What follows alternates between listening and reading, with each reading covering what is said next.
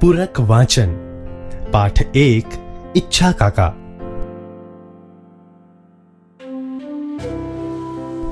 ઈચ્છા કાકા એ હાસ્ય વાર્તા છે જેના લેખક છે શ્રી ચુનીલાલ કાળીદાસ મડિયા. તેમનો જન્મ ઈસવીસન 1922માં રાજકોટ જિલ્લામાં આવેલા ધોરાજી ગામમાં થયો હતો. તેમનું મૃત્યુ ઈસવીસન 1968માં થયું હતું. તેઓ નવલકથાકાર, નવલિકાકાર, નાટ્યકાર, વિવેચક અને કવિ તરીકે જાણીતા હતા. તેમણે વ્યાજનો વારસ વગેરે જેવી નવલકથાઓ, ગુગવતા પૂર, શરણાઈના સૂર, અંતઃસ્ત્રોતા વગેરે જેવા વાર્તા સંગ્રહો, રંગદા, શૂન્યશેષ, રામલો રોબિનહુડ વગેરે જેવા એકાંકી અને ત્રિઅંકી નાટ્ય સંગ્રહો આપ્યા છે. તેમની સાહિત્ય સેવાને કારણે તેઓ 1957માં રણજીત રામ સુવર્ણચંદ્રક તથા રંગદા નાટ્ય સંગ્રહ માટે 1947માં ને 1951માં નર્મદ સુવર્ણચંદ્રક જેવા પુરસ્કારોથી તેઓ સાહિત્ય જગતમાં સન્માનિત થયા છે. બાળ દોસ્તો, ઈચ્છા કાકા એ વાર્તામાં લેખકે ઈચ્છા કાકાનું પાત્ર કેન્દ્ર સ્થાને મૂકીને યુવાન હૈયાની ધીંગામસ્તી અને ઠઠ્ઠા મશ્કરીનું સુંદર શબ્દ ચિત્રનું વર્ણન કર્યું છે, જેનાથી આ વાર્તા સળંગ રસપ્રદ બની રહે છે. બાળ દોસ્તો, હવે આપણે પાઠને સમજીએ. જાનૈયાઓ જાનીવાસમાં આવ્યા ત્યારે સૌને ઊંટ મારવું પડે એવી આકરી તરસ લાગી હતી. છતાં પહેલું કામ પાણી પીવાનું ન કર્યું, પણ પાગરણ ભર્યા હતા. એ ઓરડી પર જ હલ્લો લઈ ગયા. કારણ હતું, પોષ મહિનો હતો. રીંગણી બાળી નાખે એવા હિમ પડતા હતા. તેમાં વળી ભોગજોગે જાનને ઉતારો પણ ભાદરના મધવહેણ ઉપર જડુંબી રહેલા દરબાર ગઢમાં મળ્યો. પછી તો ટાઢની કાતિલ અસરનું પૂછવું જ શું? હજી તો સમી સાંજ હતી. જાનના સામૈયા પણ નહોતા થયા. ત્યાર પછી જમી કારવી સુવા જવાને તો હજી બહુ એકની વાર હતી. પણ તરસ લાગે ત્યારે કૂવો ખોદવા બેસાય છે, અને આ 50 માણસ વચ્ચે સાવ પાપડ જેવી પાતળી 30 ગોદડી વેવાઈએ આપેલી, એ કોને પૂરી થાય? સૌએ બબ્બે ગોદડા બગલમાં મારીને ઉતારાના મનગમતે ખૂણે સંઘરી દીધા. ખાવાનું ન જડે તો કંઈ નહીં, પણ ઓઢવાનું નહીં જડે તો આખી રાત ઠૂંઠવાવું પડશે. આ સૂત્રને નજર આગળ રાખીને જ આ ગોદડા લૂંટ ચાલી. એલા એ ઓલો ઈચ્છા કાકો, મારો દીકરો વરનો બાપ હોય એટલો રૂઆબ કરે છે, તો એને આજે ગોદડા વિનાનો રખડાવીએ તો જ ખરા. હા હો, ઈ વાત સરસ સૂજી. મારા બેટાને ગોદડા વગરનો રાખીએ તો એને ખબર પડે કે જડ્યાતા ખરા જાનૈયા. એ જ લાગનો છે. જેતલસરને જક્સને ચાના એક કપમાં પણ મારે દીકરે આડી જીભ વાવી. કહે કે ઈ તો વેવાઈને માંડવે જઈને જ ચા પીશું. અહીં સ્ટેશનમાં તો ચા મોંઘી દાટ જેવી હોય. એક તો પૈસા વધારે લે ને પાછી સાવ ભૂ જેવી ચા આપે. આમ કહીને આખી જાનને ચા વિનાની જ રાખી. તો આજે એના પર રીગડી કરીએ. વર રાજા ફેરા ફરી લેશે ત્યાં સુધી ઈ તો વેવાઈને માંડવે હશે, એટલે મોડો અહીં આવશે ને આપણે તો બબ્બેની સોળ તાણીને ગરડ ગરડ. પછી સામૈયા થયા. વરબેડિયું આવ્યું અને વેવાઈને ઘેર જઈને વરરાજા તોરણ છબી આવ્યા. પણ એ તો વરરાજાને કન્યાનો લોભ હતો. જાનૈયાઓને તો જમ્યા સિવાય બીજો કયો લોભ હતો? પણ ના, આજે તો જાનૈયાઓને જમવાનો પણ એટલો લોભ નહોતો જેટલો ગાદલા ગોદડા સંભાળવાનો લોભ હતો. ખાધું ના ખાધું કરીને જાનૈયાઓ તો ઉતારે આવીને પોતપોતાના ડબલ ગાદલાઓ ઉપર પડ્યા. ઊંચે જીવે આવેલા એટલે ઓડકાર પણ ગાદલા પર સૂઈને જ ખાધા. પછી વેવાણો કલવો લઈને આવી, પણ મારા વાલીડાઓ કોઈ ઊભા ન થયા. રખેને ડીલની હૂંફ આપીને હૂંફાળું બનાવેલું ગાદલું બીજો કોઈ પચાવી પાડે? છાબ લઈને જવા માટે વરના મામાએ જાનૈયાઓને પડકાર્યા. ત્યારે એ પડકારથી જ કેટલાકના નાક ગરડ ગરડ બોલવા લાગ્યા. એ લાપસી કઈ બહુ દાબી છે, તી અટાણમાં સૌનું ધારણ વળી ગયું. પણ જવાબ આપવા જેવી મૂર્ખાઈ કોઈ કરે ખરું? છાબ લઈને પણ વરરાજાના અંગત 5 માણસો જ ગયા. ત્યાં તો પાછળથી બૂમ પડી, પાગરણ ઓછું છે એટલે વેવાઈને કહેજો જટ મોકલી આપે, નહીતર જાનૈયાઓ ટાઢે ઠરશે. વેવાઈએ અંતરિયાળ આડોશી પાડોશીના પટારા ઉઘાડાવ્યા. વાળંદ આવીને ગાદલા ગોદડાનો ઢગલો કરી ગયો. એલા એ વેવાઈને ઘેર ઓશિકા બોશિકા છે કે પછી એમને એમ જ સૌ સૂવે છે? વાળંદે કહ્યું, ભાઈ સાહેબ, ઓશિકા ન હોય એવું બને, પણ આટલા સામટા માણસને ક્યાંથી પૂરા પડે? પૂરા ન પડે એનો અમને કોઈ વાંધો નથી. ઓશિકાની જગ્યાએ એક એક ગોદડું મૂકવું પડશે, બીજું શું? સૌએ શહેનશાહના દીકરાઓની જેમ જ લંબાવ્યું. વેવાઈને ત્યાંથી જાન બહુ મોડે જમીને ઉઠી, એટલે પાછળથી માંડવિયાઓ અને એમના પછી પીરસણિયાઓને જમતા બહુ સમય લાગ્યો. પછી વધ્યું ઘટ્યું માંગણ ભિખારીઓને આપવામાં અને ચોકો સાફ કરવામાં રાતના 12 વાગી ગયા. વેવાઈએ વરઘોડાની તૈયારી કરવાનું કહેવડાવ્યું. વરરાજાએ શણગાર સજવા માંડ્યો. ધોતિયાની પાટલી ચીપવામાં જેટલો વખત લાગ્યો એથી 3 ગણો વખત તો સાફાએ લીધો. આજે મોડા ભેગું મોડું કરાવવું હોય એમ સાફાએ પણ જાણે રૂસણા લીધા. કેમે કર્યું વરરાજાના માથા ઉપર ફીંડલું સરખું બેસે જ નહીં. એક વખત બરોબર વીંટાઈ ગયું, પણ અરીસામાં જોતા લાગ્યું કે કપાળ ઉપર વાળના વાંકડિયા જરીક દેખાતા રહેવા જોઈએ, એ નથી રહી શક્યા. બીજી વખત માંડ માંડ એ વાળનું પતાવ્યું ત્યાં છોગા માટે છેડો ટૂંકો પડ્યો. છેવટે જેમ તેમ ફીંડલું મૂકી માથે પીછી ખોસીને વરરાજા તૈયાર થયા. ત્યારે રાતના 1નો સુમાર થયો હતો. આ વખતે જાનૈયાઓમાંના ઘણા ખરાઓએ તો એકી ઊંઘ પણ ખેંચી કાઢી હતી. આવી 3 ગોદડા અને 2 ગાદલાની હૂંફ ક્યાંથી મળે? વરઘોડો ચડ્યો ત્યારે બહુ ઓછા જાનૈયાઓ જાગતા હતા. વર, અણવર, વરના બાપ અને લૂણ ઉતારનાર 1-2 છોકરીઓ.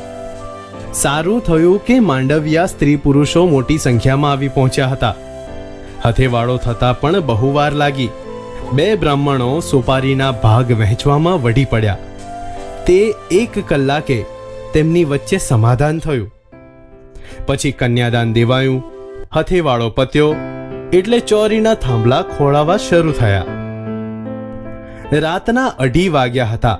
ટાળ કહે કે મારું જ કામ.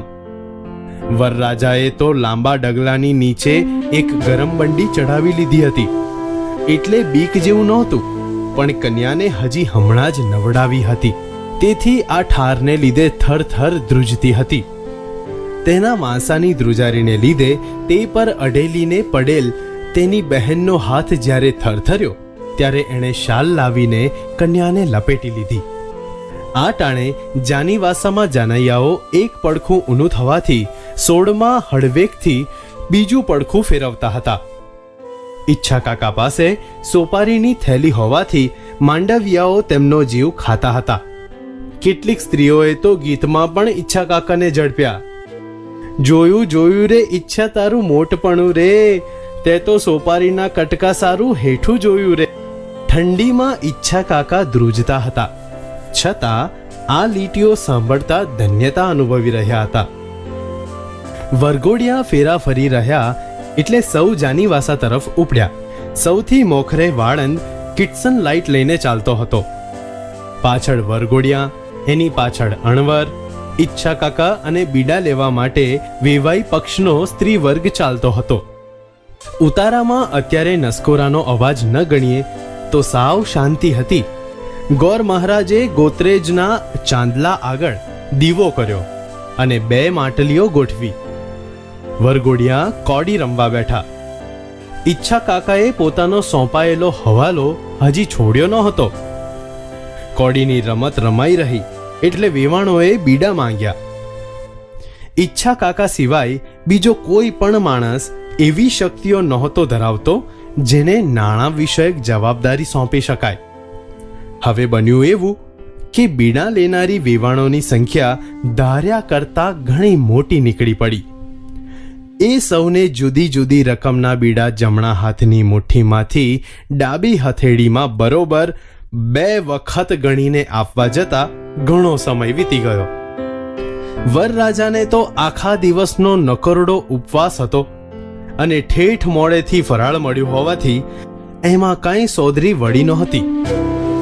એ તો થાકોડાને લીધે કડકડતું ધોતિયું અને બોસ્કીના પહેરણ સોતા કરચલી પડવાની પણ બીક રાખ્યા વિના ખાટલામાં પડ્યા. અણવર પણ આખા દિવસની ઓનરરી માના મજૂરી કરી હોવાથી થાકીને ટેં થઈ ગયો હતો. તેમણે પણ જગ્યા કરીને લંબાવ્યું. વરના બાપા તો આગલી રાતે રૂપિયાની કોથળીઓ ગણવા આડે ઊંઘી જ નહોતા શક્યા. તેમાં વળી આજની પણ પોણી રાત ભાંગી.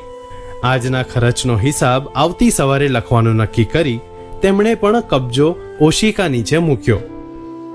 લુણાગરી છોકરીઓ તો આમેય ઊંઘતી જ હતી. એ તો બિચારી આવતા વેત જ ઢળી પડી.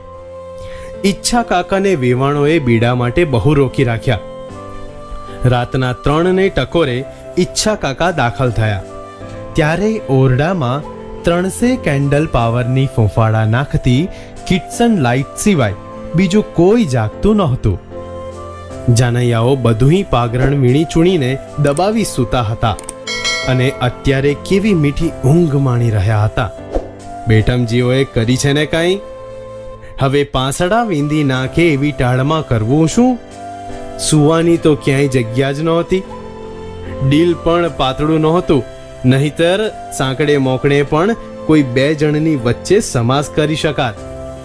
પણ હવે ઊંઘ્યા વિના કંઈ હાલ છે ને? સુવાની જગ્યા તો ધારો કે કદાચ મળી હોત તો પણ ઉઠવાનું શું? નવાબજાદાઓએ ઓશિકે પણ ગોદડા જ મૂક્યા છે. અને આવી મોડી રાતે પાગરણ લેવા વેવાઈને ત્યાં પણ કોણ જાય?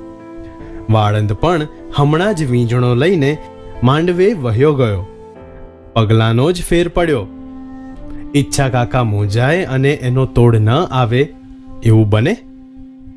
ખાડની ચોકડી પાસે જે 2 જણ સૂતા હતા તેમની વચ્ચે સહેજ પોલાણ રહી જવા પામેલું એમાં હળવેક રહીને ઈચ્છા કાકાએ પડખાભેર ઉબળક જેવી સ્થિતિમાં લંબાવ્યું.